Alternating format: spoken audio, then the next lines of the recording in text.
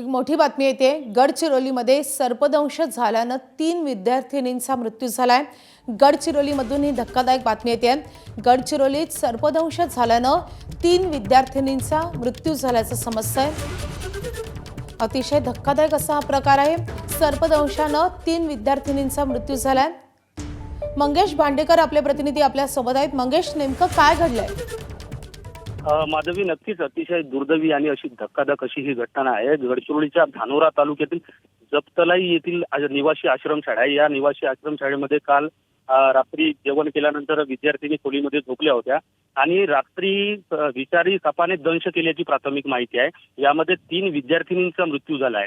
ही बाब रात्री आश्रमशाळा व्यवस्थापनाला लक्षात आल्यानंतर त्यांना रुग्णालयात हलवण्यात आले, मात्र धानोरा रुग्णालयातून त्यांना गडचिरोलीच्या जिल्हा सामान्य रुग्णालयात हलवण्यात आले आहे। आता त्या 3ही विद्यार्थिनींना मृत घोषित करण्यात आले आहे। या घटनेमुळे एकंदर आश्रमशाळांमधील जी व्यवस्था आहे त्या व्यवस्थेचा कशी व्यवस्था आहे याचा आणखी उदाहरण समोर आलेलं आहे। गडचिरोलीतील अशा अनेक आश्रमशाळांची मूलभूत सुविधा नाही आणि 3 विद्यार्थिनींच्या मृत्यूमुळे आश्रमशाळातील व्यवस्थेचा पुन्हा बोजवारा उडाल्याचे चित्र दिसून येत आहे। माधवी, नक्कीच आश्रम शाळेमध्ये कशा रीतीने व्यवस्था आहे आणि कशा रीतीने या विद्यार्थ्यांना राहावं लागतंय हे वास्तव आता या घटनेमुळे समोर आलंय। मात्र प्रशासनाकडून या संदर्भात काही खुलासा करण्यात आलेला आहे का? आणि या 3ही मुलींच्या आई वडिलांनी, त्यांच्या पालकांनी काही या संदर्भात सवाल उपस्थित केलेत का? माधवी, आता सध्या तर प्रशासनाने कुठलाही खुलासा केलेला नाही, मात्र रुग्णालयामध्ये नातेवाईकांची गर्दी झाली आहे आणि नातेवाईकांकडून आक्रोश केला जात आहे।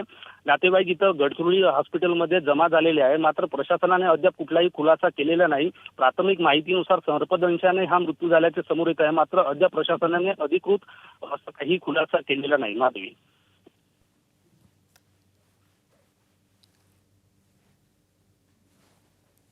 मंगेश, या संदर्भात सगळे महत्त्वाचे अपडेट जाणून घेत राहू। सध्या धन्यवाद त्या सगळ्या सविस्तर माहितीसाठी।